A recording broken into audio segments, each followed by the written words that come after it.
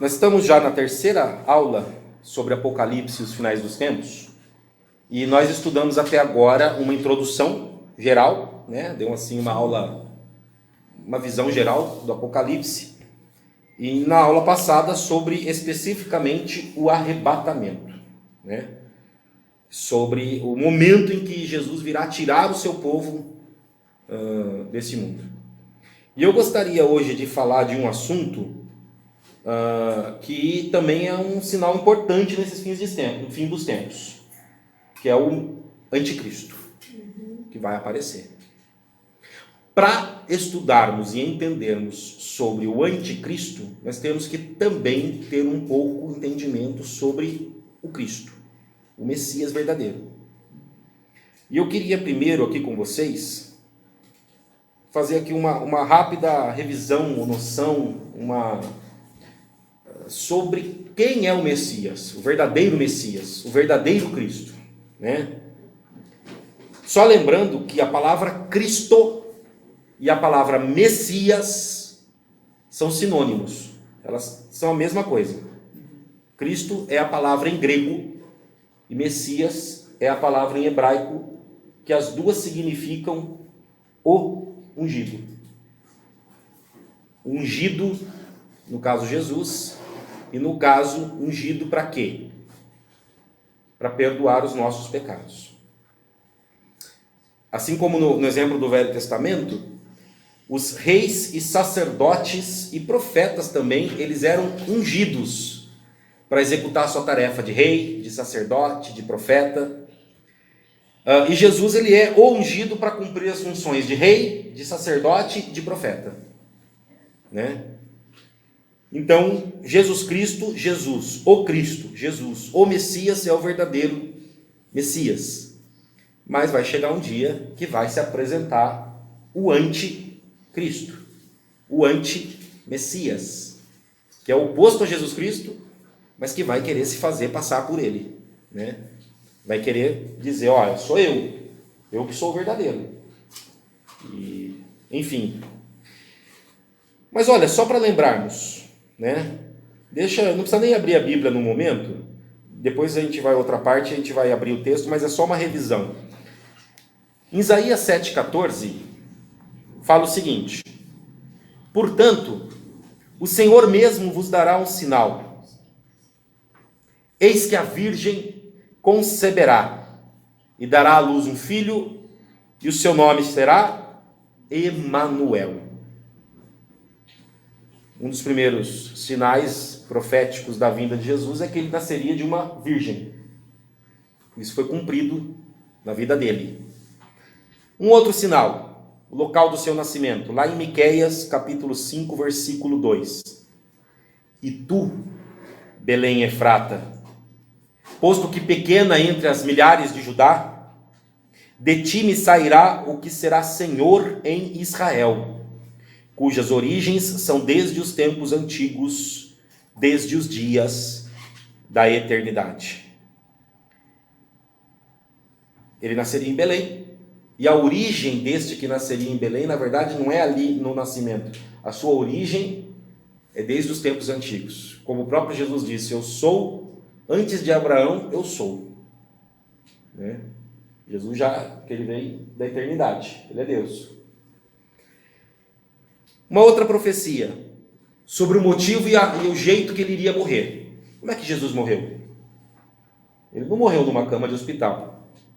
Ele não morreu num acidente de trânsito.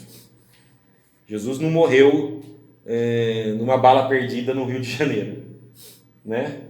A morte de Jesus foi muito específica e já havia sido também profetizada. Isaías 53, dos versículos 4 a 7. Certamente ele tomou sobre si as nossas enfermidades, as nossas dores ele levou sobre si, mas nós o reputávamos como um aflito, ferido de Deus, oprimido, mas ele foi traspassado pelas nossas transgressões e moído pelas nossas iniquidades. O castigo que nos traz a paz estava sobre ele, e pelas suas pisaduras fomos sarados. Todos nós andávamos desgarrados como ovelhas. Cada um se desviava pelo seu caminho. Mas o Senhor fez cair sobre ele a iniquidade de nós todos.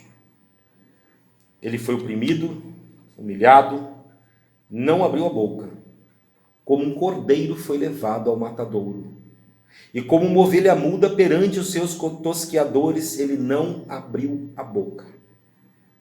Então aqui nós temos que ele foi levado à morte por causa dos nossos pecados, para sofrer a condenação e o castigo que nós merecíamos. Aqui também diz que ele foi como uma ovelha muda para o matadouro, não abriu a boca, e realmente no momento da morte dele, o próprio Pilatos perguntava: olha, estão te acusando disto, estão falando que você fez isso, você não vai se defender, você não vai falar nada? Ele não, ficou quieto. Batiam nele, ele ficou quieto, né? Então ele foi levado como ovelha, né? Como alguém sem defesa. E aqui eu já quero só dar uma adiantada. Nessa primeira vez que ele veio, né, há 2000 anos, ele veio como uma ovelha, quietinho, para sofrer, para ser chicoteado, crucificado, morrer por nós, né? Ele veio para sofrer. E até já ouvi pessoas falarem: esse povo, se Jesus voltasse hoje, matavam ele igual mataram há 2000 anos. Pode ser que o povo tenha essa atitude, mas ele não vai deixar mais matarem ele como fizeram. Porque quando ele voltar agora, já não é mais como ovelha quieta que vai em silêncio para o matadouro. Agora, a apresentação dele em Apocalipse é como o leão de Judá. Agora ele vem para julgar. Agora ele vem para pegar todos os que cometeram iniquidade na história e não se arrependeram e jogar no lago de fogo. Já não é mais uma ovelhinha quieta que morre pelos nossos pecados. É o leão que ruge e condena quem permanece no pecado e não se arrepende. Então, de cordeiro agora ele é leão, né? Mas naquela época Jesus veio para sofrer o castigo pelos nossos pecados. Outra profecia fala sobre sua descendência de Davi. Isaías 11:1. Do tronco de Jessé sairá um rebento, das suas raízes um renovo. Jesus seria da descendência de Davi, e Davi é da tribo de Judá, logo Jesus também é da tribo de Judá, né? Tem até profecia sobre a traição das 30 moedas de prata que Judas vendeu ele, né, por 30 moedas de prata. Lá em Zacarias capítulo 11, versículos 12 a 13. Eu lhes disse: se vos parece bem, dai-me o meu salário, se não deixai-o. Pesaram, pois, por meu salário 30 moedas de prata. Então o Senhor me disse: arroja isso ao oleiro, esse magnífico preço em que fui avaliado por eles. Tomei as 30 moedas de prata e as arrojei ao oleiro na casa do Senhor. Vocês lembram que Judas, depois de ter recebido 30 moedas de prata como salário pela traição de Jesus, aquelas moedas foi devolvida no templo e foi usada para comprar um terreno que era um terreno de oleiro, né? Essa profecia se cumpriu também. Uma outra, lá em Salmos 34:20. Preserva-lhe todos os ossos, nenhum deles sequer será quebrado. E na cruz, né, quando os crucificados estavam na cruz, né,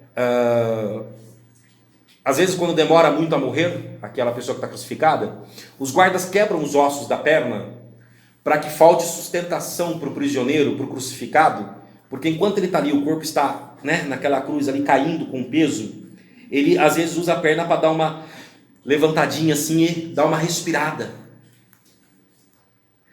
Ele precisa dar uma levantadinha e dar uma respirada. E aquilo vai mantendo o crucificado um tanto quanto vivo, porque a morte de cruz é uma morte por asfixia, né? O corpo vai pesando aqui sobre o tórax, o pulmão, e ele morre sufocado. Mas à medida que vai o corpo pesando, os presos dão uma levantadinha assim com a perna, né? Pega um fôlego, né? E quando demora muito a morrer, eles quebram as pernas dos prisioneiros, como Na época de Jesus fizeram isso com os dois que estavam crucificados do seu lado. Quando chegou na vez dele, falou, não quebra não, que ele já morreu. E Salmo tinha profetizado, Davi tinha profetizado, nenhum dos seus ossos será quebrado. Lembrando que ele é o cordeiro, que é oferecido para Deus como sacrifício vivo. E lembrando que a exigência da lei era que o cordeiro a ser oferecido não poderia ter defeito nenhum. Não poderia ter uma perna quebrada, por exemplo. Né? Então ele foi para a cruz, morreu, e nenhum dos seus ossos sequer foi quebrado. Também tem a profecia sobre sua ressurreição, né? Oséias capítulo 6, versículos 1 e 2. Vinde e tornemos para o Senhor, porque Ele nos despedaçou e nos sarará. Fez a ferida e a ligará. Depois de 2 dias, nos revigorará, e ao terceiro dia nos levantará e viveremos diante dele. Aqui fala da sua ressurreição. Bom, são alguns exemplos de profecia, gente. Existem outras tantas, algumas dezenas de profecias sobre Jesus. Algumas dessas são bem conhecidas. Só lembrando que Jesus, ele cumpriu essas profecias, ou seja, o que aconteceu com ele e o que ele fez em sua vida fez cumprir cada uma dessas e outras. E eu quero chamar a atenção aqui para uma característica daquela profecia de Isaías 53, que é a chamada, quando mostra Jesus como servo sofredor, como aquele que vem morrer pelos nossos pecados, né? Eu queria que vocês entendessem que o judeu, o povo judeu, da onde vem Jesus, que é a salvação, não só para os judeus, mas para toda a humanidade, eles veem o Messias e eles entendem que o Messias é um Messias conquistador, que reina. Ele não é um Messias sofredor. Por que os judeus rejeitaram Jesus como Messias e muitos o rejeitam até hoje? Por que rejeitaram a Jesus como Messias? O Messias, para o judeu, é um conquistador. Eles enxergam o Messias como um rei, como alguém que vem reinar. Quando as profecias sobre Jesus, que falam de um servo sofredor, começaram a ser cumpridas, ele foi crucificado, né? Os judeus passaram a rejeitá-lo como Messias. Porque o Messias de verdade não podia sofrer aquilo, onde já se viu. Quando eles viram que o Messias estava sofrendo, eles falaram, não, isso aqui não pode ser o Messias. Como é que o Messias vai sofrer desse jeito? O Messias de Israel é um rei poderoso, é um conquistador. Ele vai dominar as nações. Porque algumas das promessas, eu vou ler outras 2 promessas também com relação ao Messias, a profecia do Messias, dizem que o Messias, além do lado dele de sofredor, ele é alguém que vem para reinar. Porque o Messias, ele tem a unção, ele é ungido de sacerdote. E quem é o sacerdote? É o que nos apresenta a Deus. É o que leva a nossa oferta de pedido, nossa oferenda, nosso sacrifício para pedir perdão perante Deus. E Jesus, enquanto sacerdote, ele não foi apenas o sacerdote, ele foi o próprio sacrifício, a própria oferta perante Deus. Ele é o cordeiro e é o sumo sacerdote. Então ele se entregou para Deus como oferta de sacrifício pelos pecados. O sacerdote tem esse papel, entregar perante Deus o pedido de perdão de pecados das pessoas que ali apresentam a oferta. E Jesus não apenas o sacerdote que apresenta perante Deus, mas ele é a própria oferta, o próprio sacrifício. Então, nesse aspecto de sacerdote e sacrifício, ele sofreria. Mas ele também é ungido, lembrando que a palavra Messias significa ungido, ele é ungido para ser rei. O rei recebia também a unção no Antigo Testamento, ele era ungido para ser rei. E o rei é o que conquista, o rei é o que governa, o rei é o que rege. Mas o judeu só queria enxergar esse lado do Messias, o de rei, não o de sacerdote, o de sacrifício, para ser colocado diante de Deus.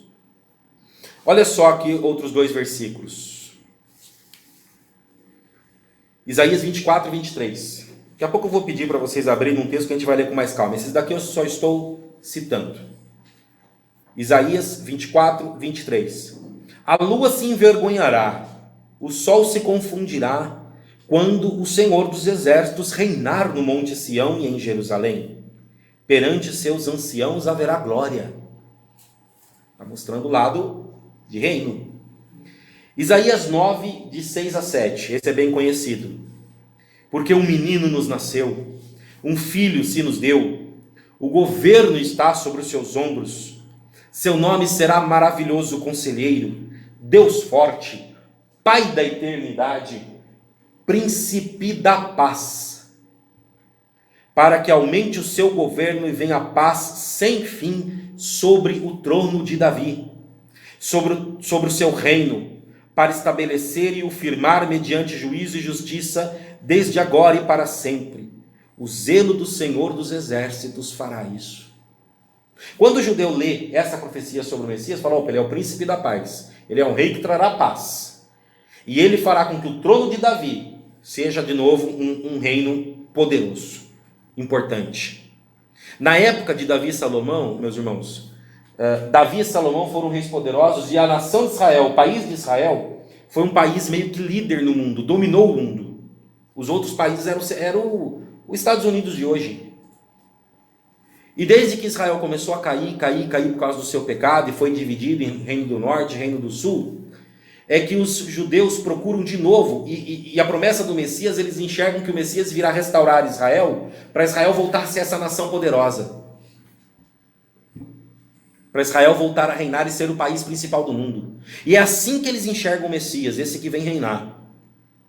E era assim que enxergaram Jesus até aquele momento, né? Começaram a ver que Jesus se tornava poderoso, mostrava milagres, muita gente seguindo ele, muita gente ouvindo ele, um homem ousado que enfrentava ali os fariseus, os sacerdotes, o próprio Império Romano. Ele não tinha medo de falar: olha, esse aí deve ser o Messias lá, poderoso, que vai, né, vai reinar.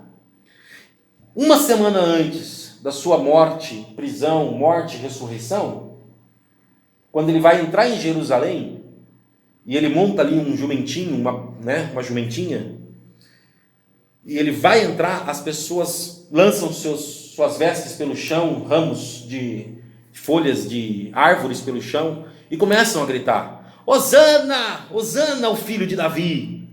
É uma palavra que é dita aos reis. Ele estava entrando em Jerusalém, a capital de Israel, onde estava localizado o palácio do rei de Israel, onde Herodes, que no caso era o rei da época, ficava. Quando ele estava entrando ali, todo mundo gritando: Hosana, Hosana, o filho de Davi. Todo mundo pensou que ele iria até Herodes, tomar o trono de Herodes, falar: sai daí que agora eu vou tomar esse trono. E todo mundo queria isso. E queria que ele livrasse Israel do jugo, naquela época de Jesus, do jugo do Império Romano. Esse Império Romano que está cobrando impostos altos, está nos humilhando. Agora o Messias vai nos livrar do Império Romano. O Messias vai nos tirar dessa servidão, dessa escravidão de impostos altos do Império Romano. Onde já se viu esse rei Herodes, rei de Israel, que fica aí, né, de mãos dadas com o Império Romano? Não, Jesus vai tomar o lugar dele e vai tirar esse rei de lá. Por isso gritaram para Jesus: Hosana, Hosana, o filho de Davi. Porque todas as profecias também falam que o descendente de Davi, o filho de Davi, né, o da linhagem de Davi, que era esse Messias que viria e faria isso. E Jesus se encaixava nessa profecia. E até aquele momento, com tudo que Jesus tinha feito, as pessoas acreditavam: ele vai tomar esse poder. Só que ele entra em Jerusalém, e a primeira coisa que ele faz foi expulsar os vendedores do templo.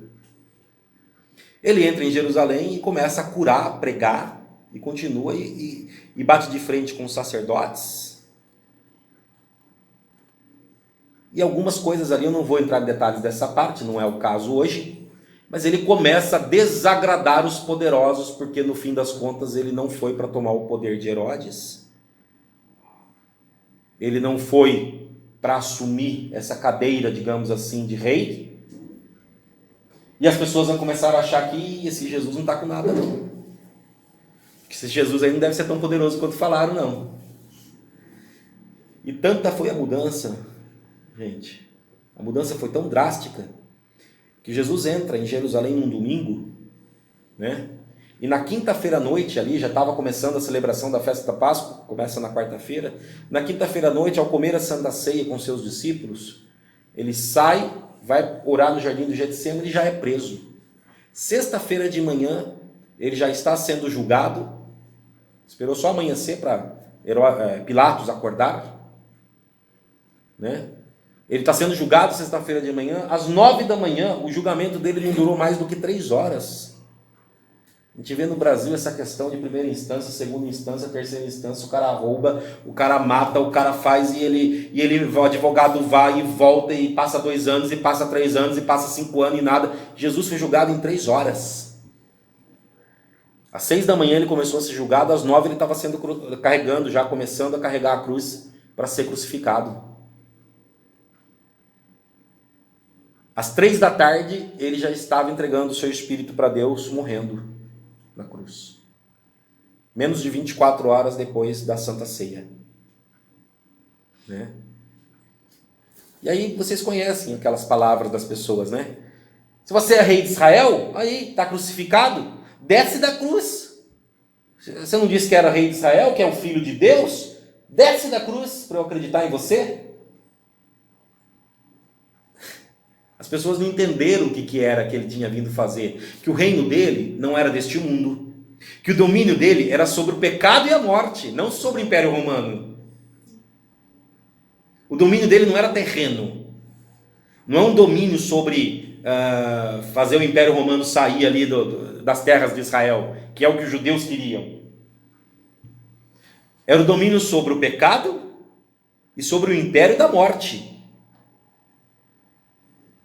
E nem os seus discípulos estavam entendendo isso ainda, até o momento da sua ressurreição e a vinda do Espírito Santo, nem os seus discípulos estavam entendendo. Qual foi o motivo da condenação de Jesus? Aquilo que escreveram na tabuinha em cima da sua cruz. Porque o simples fato de falarem que Jesus pregava a verdade, curava, ressuscitava mortos, não era motivo para Pilatos condená-lo à morte.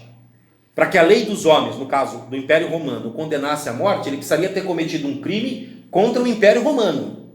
Qual foi o crime que disseram que ele cometeu contra o Império Romano? Quando perguntaram, tu és o rei dos judeus? Jesus respondeu para Pilatos, tu o dizes. Mas era o que estava acusando, ele está se fazendo de rei. Era um crime de traição contra o imperador romano. Opa, peraí, agora você está querendo tomar o lugar do imperador romano, agora eu, Pilatos, como governador do Império Romano, eu vou ter que te condenar. Você vai morrer. E ele não se defendeu. Não é bem assim. Ele foi mudo e quieto para o matador, o que ele precisava. Mas qual era a visão das pessoas? É isso que eu quero que vocês entendam. Qual era a visão das pessoas sobre a sua função messiânica? Era que ele seria um rei para governar. Quando ele não tomou essa posição para si, os seus compatriotas não gostaram, levaram ele para ser crucificado. Ainda assim, foi essa a acusação que ele recebeu ali perante Pilatos. Gente, os judeus, eles só enxergam esse lado vitorioso de Jesus, não enxergam Jesus como servo sofredor. Eu vou dar um outro exemplo para vocês.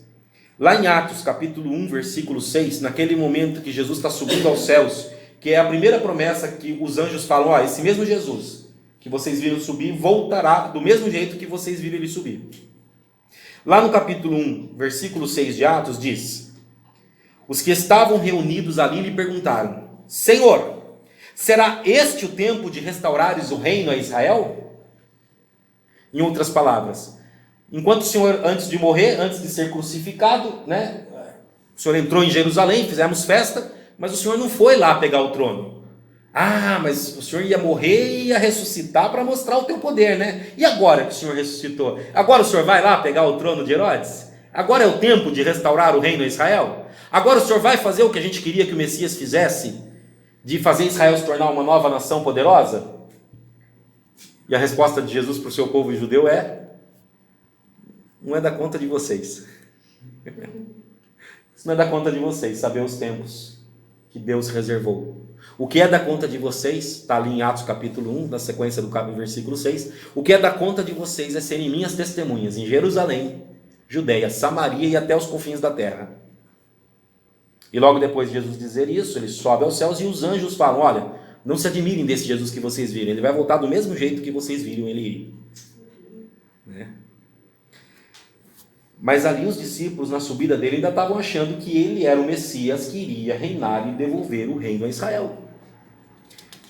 A mãe dos filhos de Zebedeu, a mãe dos 2 discípulos dele, fez um pedido para Jesus. Jesus, posso te pedir uma coisa? Pode.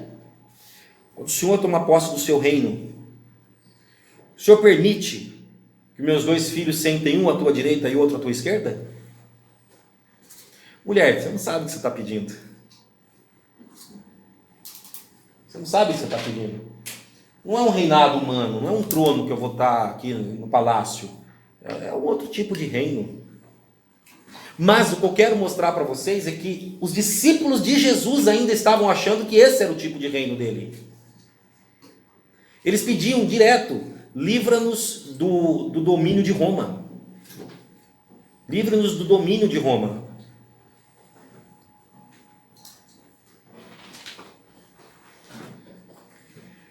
Era isso que as pessoas achavam.